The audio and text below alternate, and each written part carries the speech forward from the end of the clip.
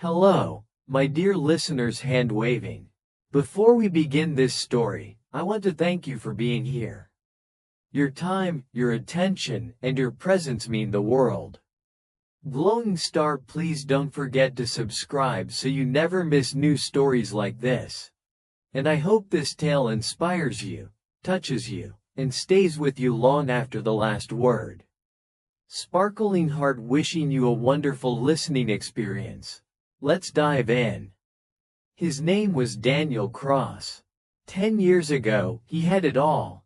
A thriving business, a large house in the suburbs, a wife who once swore she loved him forever, and 2 children who ran across marble floors with laughter echoing in every corner. He wore tailored suits, shook hands with politicians, and signed contracts worth millions. He was the kind of man who turned heads when he walked into a restaurant, not because of his looks, but because of his confidence. But pride has a way of building its own trap. Daniel had built his empire in real estate. For years, property prices only rose, and Daniel believed they always would. He borrowed heavily, bought more buildings, took risks that looked clever when the market was booming. For a while, it worked. He was known as a genius. Bankers called him the golden client. Even his wife, Catherine, who came from old money and never thought he was good enough, began to brag about him to her friends. Then came the crash. It started with whispers in financial papers. Property values dropping in one city, banks becoming nervous. Daniel dismissed it as noise. But within months, the noise turned into an earthquake. Tenants left, loans came due, interest rates soared. His empire, built on borrowed bricks, began to crumble. One morning, Daniel stood in his office watching movers carry out furniture. Repossession, they said politely, as if the word were a favor. His phone buzzed with endless calls from creditors. Former partners avoided him. His lawyer muttered something about bankruptcy. At home, things were worse. Catherine looked at him with cold eyes. "I didn't marry a failure," she said. The children, confused and frightened, clung to her. Within weeks, she had taken them to her parents' estate, filing for divorce. For the first time in his adult life, Daniel stood alone. On the streets. At first, he tried to fight. He called old friends, begged for meetings. "Just one chance," he'd say, gripping the phone. But doors that once swung open now slammed shut. Some didn't even answer. The newspapers ran stories.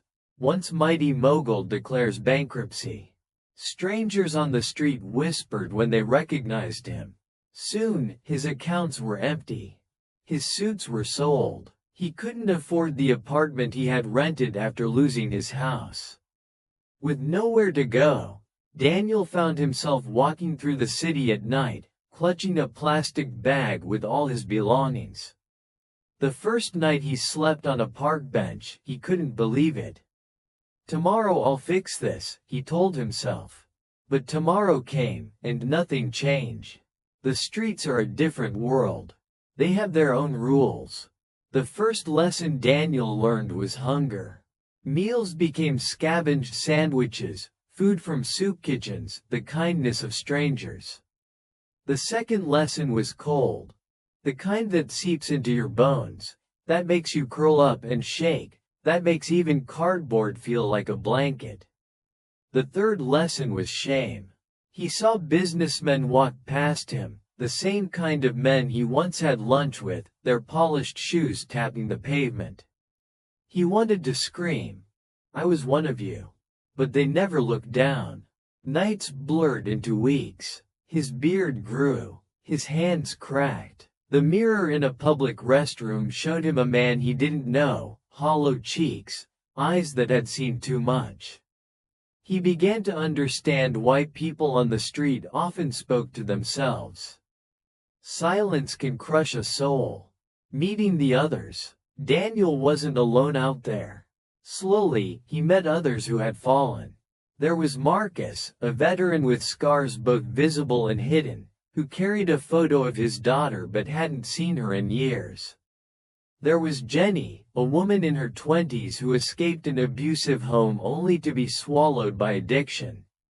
There was old Joe, who laughed at everything, even as he shivered in the cold, claiming jokes were the only thing keeping him alive. They taught Daniel how to survive, where to find food, which alleys were safer, which shelters didn't ask too many questions. He listened, learned, and shared what little he had. One rainy evening, as they huddled under a bridge, Marcus looked at him and said, "You're not the first man in a suit to end up here. The streets don't care who you were." It stung, but it was true. Breaking point. Winter was brutal. Snow fell like punishment. Daniel wrapped himself in newspapers, his breath fogging the air. One night, he almost didn't wake up. Jenny shook him violently. "Stay awake," she yelled, forcing him to his feet, walking him back and forth so he wouldn't freeze. That night, something broke inside him. Not his will, his pride. He realized he could no longer dream of going back to who he was. That man was gone. The marble floors, the deals, the champagne dinners, ashes in the wind. If he wanted to survive, he had to let go. And yet, in that emptiness, a strange clarity appeared. For the first time in years, he wasn't thinking about money, status, or appearances. He was thinking about breath, warmth, life. And about the people around him, Marcus, Jenny, Joe. They weren't the homeless. They were human beings, each carrying a story, a wound, a spark of hope. A new seed. One morning, at a soup kitchen, Daniel saw a volunteer handing out meals with a smile. She spoke kindly to each person, calling them by name. Her warmth cut through the cold like sunlight. Daniel watched, and something stirred. He thought, if I ever rise again, I'll build a place like this. Not just for me, for all of us. It sounded impossible. He had nothing, no money, no family, not even a roof. But it was the first time in months he had a dream that wasn't about the past. And dreams, even small ones, are seeds. The morning after the snowstorm that nearly took his life, Daniel woke to the sound of metal spoons on tin trays at the soup kitchen and a voice that carried the warmth of a summer window. "Coffee?" the volunteer asked. She was the same woman who knew everyone's name. "Please," he said, surprised by how hoarse he sounded. "I'm Maya," she said, setting the cup down. "There's a day labor sign up a few blocks east. Showers at St. Bridget's basement until 11. And if your id's gone, the outreach van can help you start the paperwork." She didn't ask his story. She offered a map. Daniel followed it. He stood in a church basement line for a hot spray of water that felt like permission to start again. A volunteer barber gave him a trim that took winter off his face. At the day labor hall, a bulletin board listed jobs nobody wanted. Unloading pallets, hauling drywall, dishwashing until close. "Name?" said the man behind the folding table. "Daniel," he said, and nearly added Cross. He swallowed the last name like a coin he couldn't afford to spend. "Steel and Sons Warehouse. 10 to 6. Boots required." The man slid him a slip. "And, friend, get a locker. First day's cash is magnetized, it attracts hands." By sunset, Daniel's palms were a map of new blisters and old pride. The foreman barely looked at him. Why would he? He was one back among many. When the shift ended, a clerk pushed an envelope across a scratched counter. "You're paid," she said, like an answer to a question he hadn't dared ask. That night, he tucked the envelope under his shirt and slept light as glass. Work became a rope he climbed hand over hand. Some days it slipped. One Friday, A boy no older than Daniel's son tore the envelope from his pocket as he dozed on a bus bench. "Rookie mistake," Marcus said when Daniel confessed it, "not unkind. Bank near the library opens at 9. Ask for a no-min balance card. They'll say no. Keep asking." At the library, a librarian with patient eyes read the note. Daniel slid through the slot. "Need help. Lost ID. No address." The man, Mr. Ahmed, nodded once, like a judge granting the next case. "We start with the birth certificate," he said. "Then the state ID. Use our address for now. 2 weeks if we're lucky, months if we're not." He typed with steady hands. "While we wait, you can use a guest pass for the computers." Hands that had signed term sheets shook as Daniel learned to make a simple resume in a free template. He hovered over the line where CEO used to sit like a trophy. "Say, real estate operations, 10 years, Mr. Ahmed suggested, voice neutral, kind. Then list what you actually did. Hiring, budgeting, vendor management. Tell the truth, but tell it like a thing you survived, not a throne you lost." Daniel wrote, led teams, managed crises, balanced 7-figure budgets, failed publicly, learning to build again from the bottom of the ladder. He stared at the sentence until its shame turned into air. He became a regular at St. Brigid's. In the laundry alcove, old Joe taught him the trick of clotheslines strung under stairwells where warm pipes cut the chill. Jenny showed him where the outreach van parked on Tuesdays with clean socks and wound care. Marcus taught him the bus map like a catechism. This line when the shelters are full. This one when the cops sweep the park. Sit near the middle, keep your bag hooked to your ankle. At the soup kitchen, Daniel started bussing trays after his meal. "You don't need to do that," Maya told him. "I know," he said, "but I know what it feels like when no one does the thing that needs doing."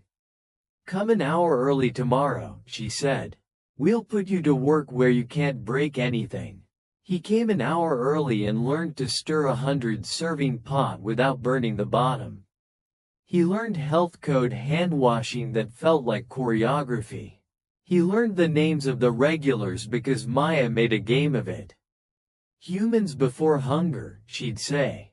"Names first, food second, schedule optional." When Daniel's state ID arrived, laminate stiff and official, he held it like a passport to a smaller, truer country.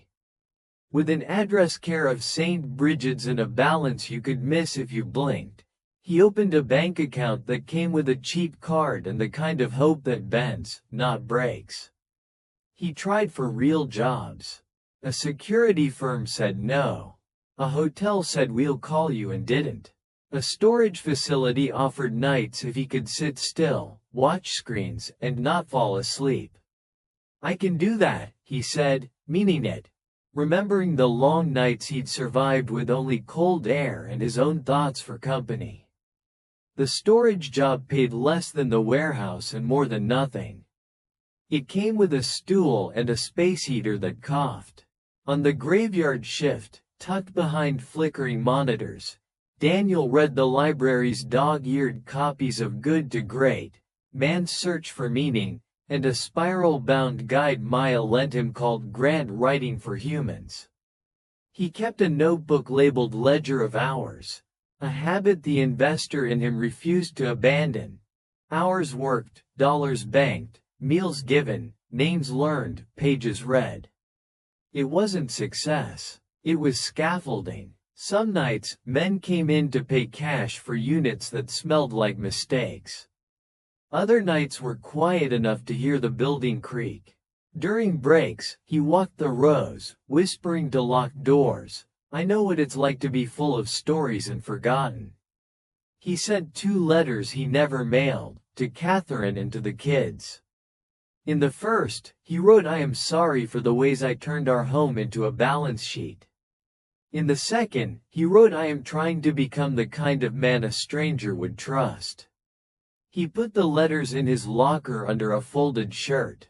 Apologies mean little if they are only attempts to purchase return. He still loved them. He did not chase them. That was a new muscle, and it ached. The streets did not stop testing him because he worked.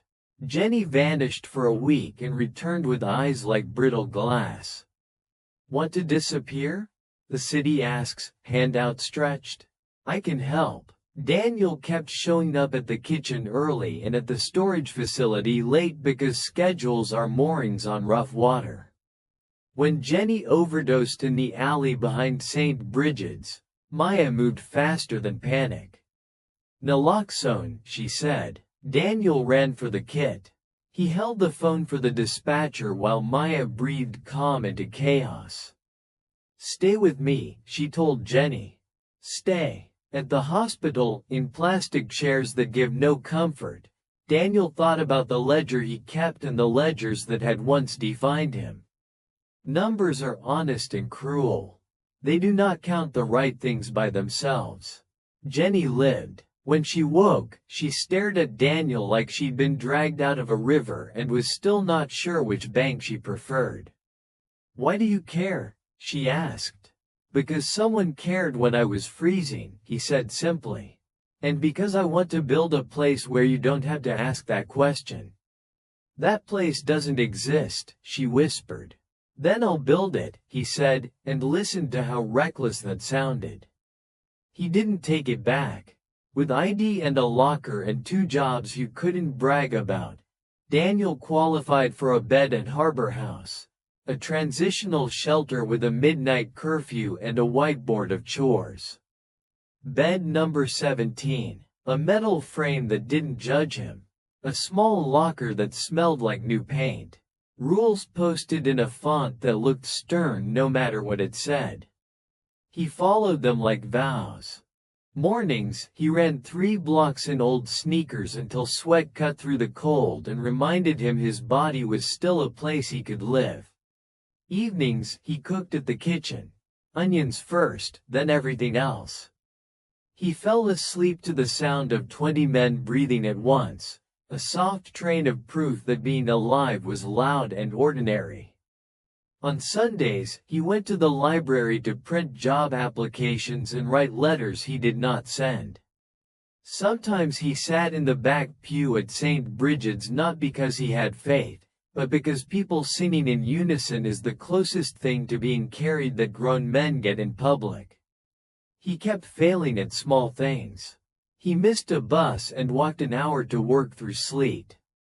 He said the wrong thing to a manager who was not paid enough to absorb mistakes.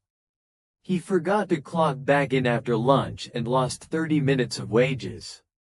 But he also kept succeeding. No missed curfews, no lost envelopes, no days he didn't show up. You cannot sprint a climb like this. You inventory footholds. You protect them. One afternoon, Maya pushed a folder across a prep table. "We're writing a micro grant," she said, eyes bright. "If we get it, we can buy a used cargo van. Showers in the back, lockers for day storage, socks. We take it to the people who won't come inside." "A shower van," Daniel repeated, feeling something unlock behind his ribs. "You ran budgets," she said. "Help me cost it. Fuel, insurance, maintenance, cleaning supplies, staffing. Draw me a picture of a year where we don't run out of soap." He spent the night shift with spreadsheets he hadn't touched in years. He wrote line items like prayers. Fuel $3,600. Insurance $2,150. Water $1,200. Soap $480. He added a contingency fund not because donors liked it but because reality required it. He wrote a paragraph for the narrative section that didn't sound like him and did. "We will meet people where life has pushed them. We will lower the friction between surviving and starting again." Mr. Ahmed edited the grammar. Maya cut jargon until the sentences breathed. They submitted the application and began the least glamorous part of heroism, waiting. He saw Catherine once, crossing the street where money lives. She held their daughter's hand and laughed at something that had nothing to do with him. Daniel stepped into a doorway until they passed. He did not call out. He did not reroute his day around a chance to be seen. That night he wrote a third letter and put it in the locker with the others. "I'm not trying to win you back," it said.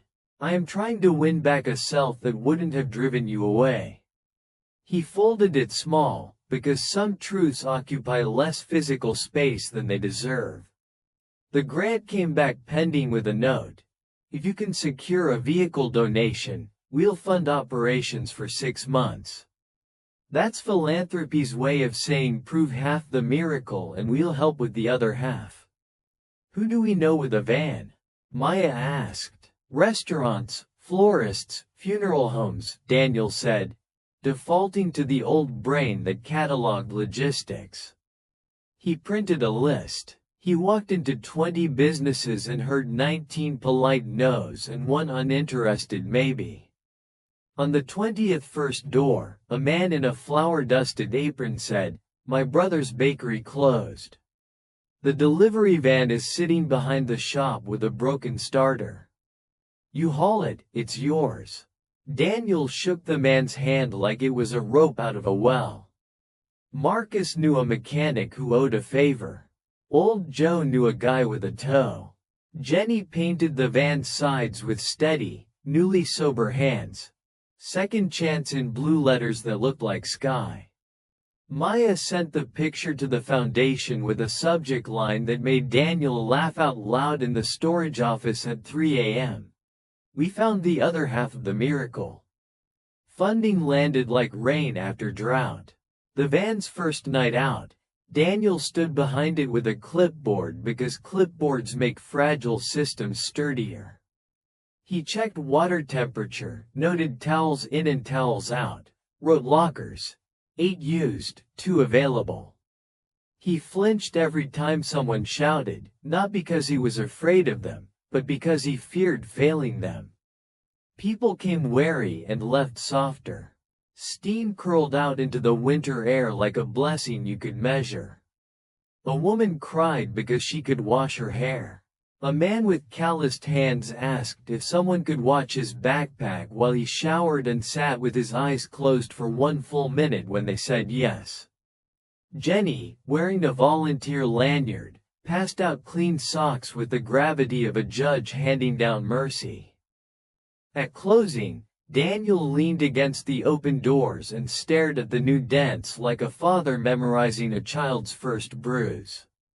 The ledger that night felt different. He wrote numbers, then underlined a sentence. Showers, 23. Socks, 40 pairs. Names, 23. Names first. Food second. Schedule optional. 6 months into Harbor House, a caseworker named Ava called his name in the hallway.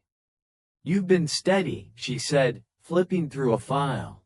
"I can move you into a single-room unit if you can handle $400 a month." He could, barely. He took the keys like they were a diploma. The unit had a door that stuck and a window that looked at a brick wall. It also had quiet, a table where he could spread papers without clearing them for someone else's dinner, and enough space for a plant if he ever trusted himself with something green again. He put the second chance ledger on the table, a picture of the van above it, and, next to those, a clean sheet labeled Bridge House. Not a van this time. A place with beds that didn't move. Rules written by people who remember how rules can wound. Counselors who listen more than they diagnose. A kitchen that cooks names into the soup. Ambition is dangerous. So is the absence of it. The trick is making it answer to love. He drafted a 1-page plan. We will buy or borrow a small warehouse. We will turn it into a low-barrier shelter that opens when weather or life demands. We will add lockers, showers, laundry, case management, and a room for quiet. We will train staff in trauma-aware care. We will hire from the community we serve. He brought the page to Maya as if bringing a drawing to a parent's fridge. She read it, eyes scanning not just words but the man who'd written them.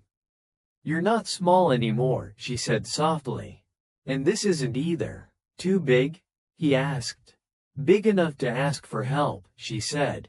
"Write a board into the plan. Find 3 people who will tell you no when you're wrong and how when you're right." He found them where the city keeps its stubborn mercy. Mr. Ahmed, who said he wanted a chair with no title. Ava, who believed in rules that leave room for being human. And Marcus, who laughed and said, "Only if I can veto bad coffee." He printed agendas. He learned bylaws without letting them calcify. He booked a church basement and made coffee strong enough for forming revolutions. He made a slide deck that was mostly pictures, steam curling into winter, a blue van, a whiteboard with tonight's names written in careful print. He spoke without the old salesman's shine. He let the pauses sit in the room and do some work. He said bridge more than he said shelter because a bridge admits that where you are is real and where you could go is too. At the end, the pastor cleared his throat. "We have a derelict fellowship hall 3 blocks over," he said. "Roof's good. Heat's moody. The city's tried to close it more times than I can count. If you can bring it up to code, you can use it at cost." Maya reached for his elbow under the table. The ledger in his pocket suddenly weighed more than paper. "Deal," Daniel said, and heard the click of a door somewhere inside his chest. That night, he walked past the street where he had once watched his breath turn to fog and fear. He passed the bench that had been a bed, the corner where he'd learned how fast cold steals. He stopped under the bridge where he had outlived a snowstorm and whispered into the iron, "I'm building a place you'd like." The city didn't answer. Cities rarely do. But the wind felt less like a thief. He went home to his single room and unfolded the letters he had never mailed. He read them aloud, not as spells this time, but as catalog and witness. Then he put them back in the locker and added a 4th sheet of paper to the stack. "To the next person who thinks this is the end," it said, "I promise there are other names for it." He slept without dreaming. Morning would require lists. Permits, fire codes, paint, volunteers, cots, more paint, a locksmith, a lawyer, a donation jar that would start out mostly empty. Morning would require humility and stamina and the ability to hear no 18 times and still knock on door number 19. He had all night to be small. Tomorrow he would be exactly as big as the work required. Hello again, dear listeners, hand waving. Before we dive into this next chapter of Daniel's story, I just want to pause and thank you once more. Glowing star, your presence here matters. Every view, every listen, every moment you give to these stories is a gift. If you haven't yet, please subscribe. It helps us keep bringing you tales like this one, filled with struggle, hope, and transformation. I wish you peace, strength, and inspiration as you continue with us. Sparkling heart. The fellowship hall was a wreck. The first time Daniel and Maya stepped inside, their footsteps echoed across cracked linoleum. Dust floated like tired confetti in weak sunlight. A row of folding chairs leaned against a wall that smelled of mold. The kitchen's fridge rattled like a sick animal. But the roof didn't leak. The bones of the building held. And Daniel, staring at the wreck, didn't see ruin. He saw scaffolding for hope. "This is it," Maya said softly, turning in a circle. "It doesn't look like much, but it could be a start." Daniel nodded. He imagined beds where men wouldn't freeze. He pictured lockers where women could store bags without fear of theft. He pictured laughter echoing not out of madness, but out of relief. "We'll call it Bridge House," he said. "A place between the streets and a home." First volunteers. The first day, there were only 5 of them: Daniel, Maya, Marcus, Jenny, and old Joe. Jenny showed up clean, hair tied back, hands trembling but determined. "I need this," she whispered to Daniel as if confessing a crime. "I need to help." Old Joe brought a broom that looked older than the building. "If I can sweep a corner, I can be useful," he said, winking. Marcus rolled up his sleeves and inspected the fuse box like a surgeon eyeing a patient. "Don't worry," he said. "I know how to keep the lights on." They worked for hours. They scrubbed graffiti off walls, patched cracks, hauled trash bags to the curb. The air filled with dust, sweat, and the sound of possibility. By evening, they were exhausted. But when they stood outside, looking at what was left, the hall already felt different, less like a ruin, more like a canvas. Small wins, big doubts. Permits took weeks. The city clerk raised an eyebrow when Daniel handed in the forms. "You want to turn that into a shelter?" "Yes," Daniel said simply. The clerk stamped the papers. "You'll need inspections, fire code, sprinklers, exits up to code." He shook his head. "It's ambitious." Ambitious. That word clung to Daniel all week. At night, he lay on his narrow bed, staring at the ceiling. Was this too big? Was he reaching beyond what a man like him, a man who had fallen so far, could do? One night, he dreamed he was back in his marble-floored mansion. Catherine's voice rang through the halls, sharp and cold.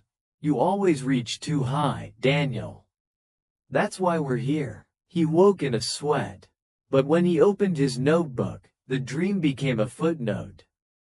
Doubt was fuel if you didn't let it win. The community shows up. Word spread. First came students from the nearby university, offering paint rollers and open afternoons. Then came a carpenter who once slept on the streets and now ran his own shop. "I know what it's like," he said, dropping off lumber. Donations trickled in. Blankets, second-hand cots, boxes of canned food. Maya set up a crowdfunding page, and strangers gave $20, $50, even $100.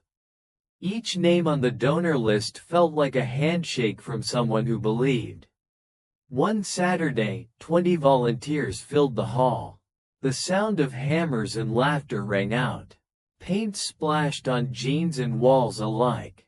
Jenny climbed a ladder and painted the words, "Bridge House," in bright blue letters above the entryway.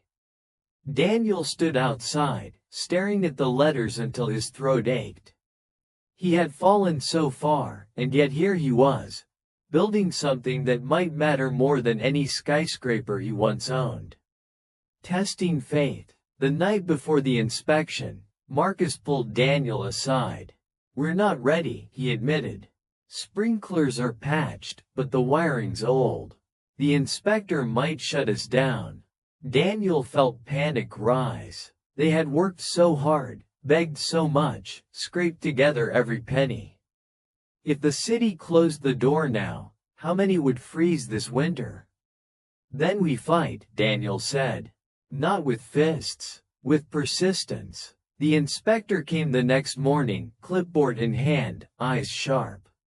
He walked the hall slowly, tapping pipes, checking exits, frowning at the fuse box. Daniel held his breath. Finally, the inspector looked up. "You're not perfect," he said. "But you're safe. And safe is enough. You can open." The cheer that rose from the volunteers shook the dust from the rafters. First night. Bridge House opened on a freezing December evening. A line stretched down the block, men, women, faces worn by wind and sorrow. Some carried nothing. Others clutched bags stuffed with all they had left. Inside, Jenny handed out blankets. Old Joe cracked jokes that made people smile despite themselves. Marcus guided people to cots. Maya moved like lightning, making sure everyone had soup, socks, and a kind word. Daniel stood at the door, greeting each person. "Welcome," he said again and again, his voice hoarse but steady. "Welcome to Bridge House." That night, 40 souls slept warm. 40 names were written on the whiteboard by the door. 40 people were reminded they mattered. Reflection. Daniel sat at a corner table, the hum of breathing filling the hall. He thought of Catherine, of his children, of the empire he had lost. For a moment, grief pressed hard against his chest. He would never get that old life back. But then he looked at Jenny, laughing softly with a woman who hadn't smiled in weeks. He looked at Marcus, fixing a flickering light. He looked at old Joe, snoring loudly, his broom propped like a sentinel. This wasn't the life he planned.